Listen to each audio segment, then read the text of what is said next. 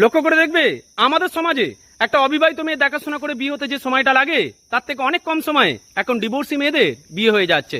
তার কারণ হলো আমাদের সমাজে এখন পুরুষ মানুষরা অবিবাহিত মেয়েদের থেকেও বেশি ডিভোর্সি মেয়েদের প্রতি আকৃষ্ট হচ্ছে। তারা নিজেরা অবিবাহিত হওয়া সত্ত্বেও ডিভোর্সি মেয়েদেরকে বিয়ে করতে রাজি হয়ে যাচ্ছে।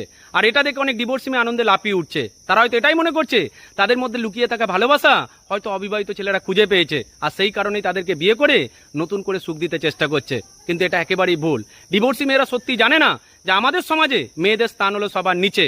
আর একটা ডিভোর্সি মেয়ে যদি অবিবাহিত ছেলেকে বিয়ে করে তাহলে সে সংসারে ভুল করুক আর না করুক, তাকে কিন্তু তার অতীত জীবনের ঘটনা নিয়ে বারে বারে খোঁটা শুনতে হবে। মনে করিয়ে দিয়ে আর একবার, আমাদের সমাজে পুরুষ মানুষরা সেই নারীকেই সবচেয়ে বেশি পছন্দ করে যার মধ্যে ধৈর্য আর সহ্য ক্ষমতা বেশি থাকে। আর ডিভোর্সি মেয়েদের মধ্যে এই দুটোই সবচেয়ে বেশি রয়েছে। আর এই কারণেই হয়তো অবিবাহিত ছেলেগুলো ডিভোর্সি মেয়েদের প্রতি আকৃষ্ট হচ্ছে। তাই তুমি যদি একটা ডিভোর্সি মেয়ে হয়ে থাকো, আজকের ভিডিওটা শুধুমাত্র তোমার জন্য। তুমি যেমন সেরকম ছেলেকে বিয়ে করতে চেষ্টা করো।